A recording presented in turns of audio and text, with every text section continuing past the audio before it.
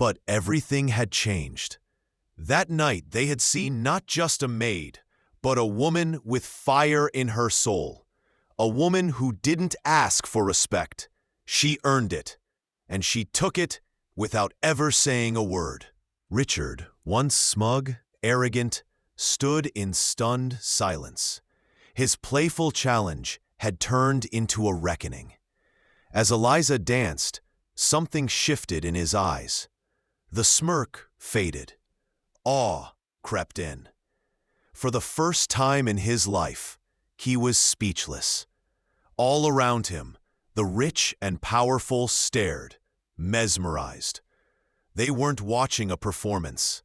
They were witnessing a transformation. By the time the final note played, Eliza froze mid-pose, shoulders high, chin lifted, breath steady. Her chest rose and fell with emotion, but she stood tall. And the room remained silent.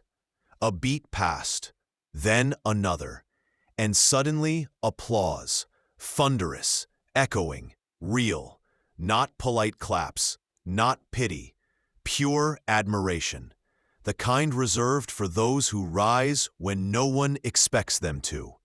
Some guests were even wiping tears from their eyes. Others looked away, ashamed. Eliza didn't bow. She didn't need to.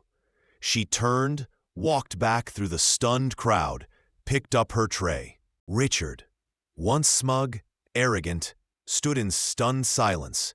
His playful challenge had turned into a reckoning. As Eliza danced, something shifted in his eyes. The smirk faded. Awe crept in. For the first time in his life, he was speechless. All around him, the rich and powerful stared. Eliza gently set her tray down. The music continued. She stepped onto the ballroom floor, her eyes every step, a battle she had fought. Pain, pride, loss, and love poured into motion. Gasps replaced giggles. Richard's smirk vanished. All eyes were on the maid, who no longer looked like one. She wasn't background anymore. She was the spotlight. And in that moment, Eliza didn't just reclaim her passion. She reclaimed her power. That's how she ended up here, in a mansion filled with golden chandeliers, expensive wine, and people who didn't know or care who she really was. And now, the cruelest joke of all, a rich man mocking her with the very thing she once loved. The music playing that night? A slow, sultry tango. Her tango. Her fingers trembled as the rhythm crept into her bones. It was like the song was calling her back to who she was, back to the girl who danced with fire in her soul. She looked around. The laughter still echoed. Richard's smug grin hadn't faded. But the moment, and standing at the center of it all, chest rising, eyes fierce, was Eliza. She didn't need to say a word. She had already said everything with a dance. Eliza had worked in that mansion for 2 years. The guests saw her as just another background figure, someone who cleaned up after their luxury, bowed politely, and smiled through their cruel jokes. But none of them knew her truth. Eliza was once a star on the stage, a rising tango performer in her small but life. Cruel, unpredictable life had other plans. After losing both her parents, she gave up the stage to support her siblings. She traded glittering spotlights for dirty mop buckets. Her dancing shoes were buried deep in a box, untouched for years. Until now. The music played on, the same sultry tango that once made her heart race. Eliza's fingers loosened around the tray. The laughter blurred into silence in her ears, and without a word, she stepped forward. The crowd stared. The room seemed to pause. Her first step was hesitant, but the rhythm caught her like a wave. She closed her eyes and let muscle memory take over. Spin, slide, pause. Those were the exact words millionaire Richard Lennox shouted across the grand ballroom, pointing at a maid named Eliza. as laughter echoed off the crystal chandeliers. Eliza stood frozen, gripping her serving tray.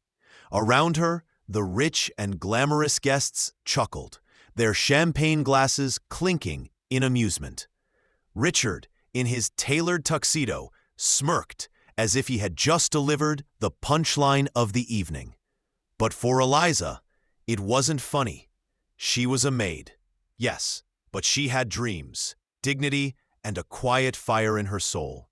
Years of being overlooked, underestimated, and humiliated by the elite had hardened her, but never broken her. And tonight something in her changed, because what Richard didn't know, what none of them knew, was that Eliza used to dance. Not at parties, not for tips, but on real stages. She had trained for years in classical tango. Her mother had taught her to glide like the wind. For a long moment, Richard didn't move. He just stood there, surrounded by his high society friends, the same ones who had laughed moments ago. But now, they were quiet. Eyes down, faces flushed. No one quite knew where to look, except Richard. He couldn't stop looking at her.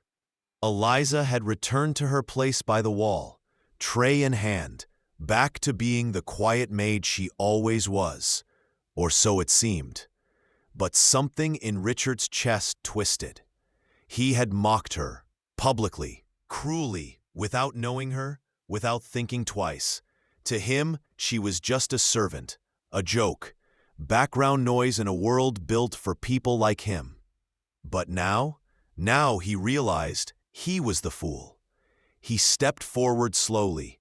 The crowd parted, still unsure what to expect. "Eliza," he said, his voice softer than anyone had ever heard it. She looked up, surprised he even knew her name.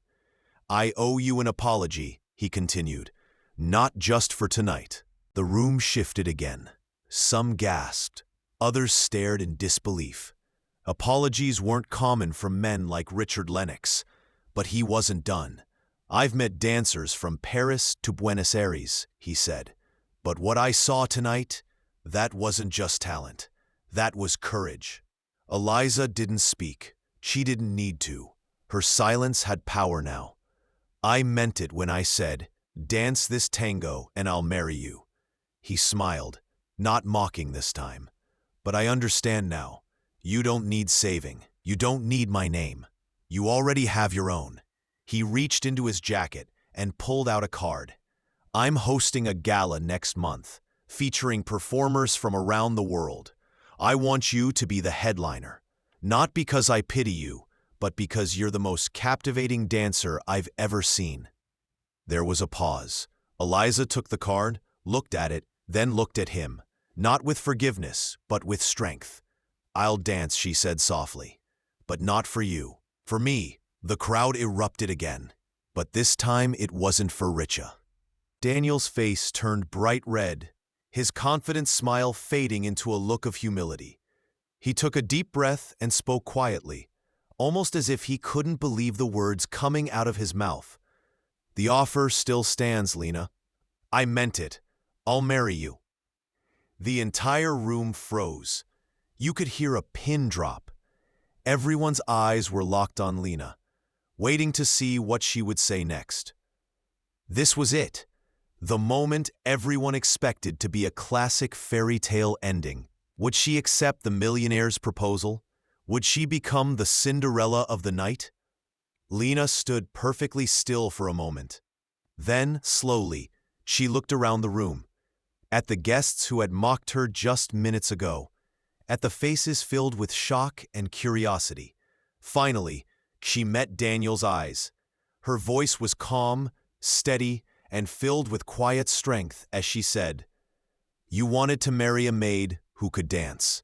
But now that I've shown you who I really am, I don't need to marry you." The crowd gasped. Some people whispered to each other, unable to believe what they had just heard. Lena's words carried a power that silenced every doubter in the room. She continued, her voice even more determined. "I danced not to win you or anyone else in this room. I danced to remind myself who I am. In that moment, Lena wasn't just a maid or a dancer. She was a woman reclaiming her dignity, her worth, and her future. Without looking back, she turned and walked out of the ballroom, head held high. The next morning, newspapers across the country splashed the headline, "Millionaire Mocked Maid. She danced and silenced everyone." Lena's story spread like wildfire, inspiring countless people to believe in themselves, no matter what others say. And Daniel? He learned a lesson he would never forget. True worth isn't measured by wealth or status, but by courage and heart. If this story made you think twice about judging others, imagine how many more are out there waiting to be told. So if you believe in second chances, silent heroes, and powerful twists, hit that like button, share this video, and subscribe for more stories that stay with you long after the screen fades. Because here, every voice matters.